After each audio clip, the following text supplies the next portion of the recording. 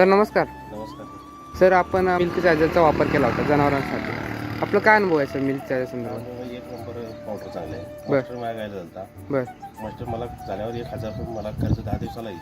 हां मी पावडर वापरल्यावर 50 ग्रॅम हां. सकाळी वापरली, संध्याकाळी माझं क्लिअर झालं होतं. असं 9 लिटर माझं दूध कंटिन्यू चालू. वापरायच्या आधी किती खर्च केला जनावर? 10 दिवसाला 1000 रुपये खर्च येईल. असं मला महिन्याला मला 4000 रुपये खर्च आला. बरं. आणि मिल्क चार्जर किती किलो वापरला आपण? मिल्क चार्जर 5 किलो बॅग घेतली. हां.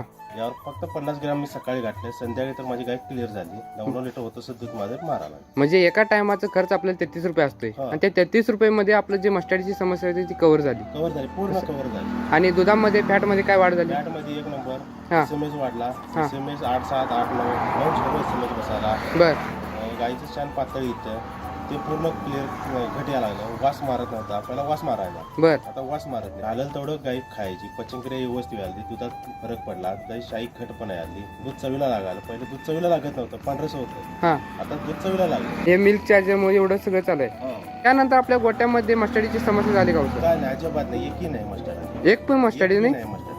अच्छा अच्छा. नक्की सर. Best of luck.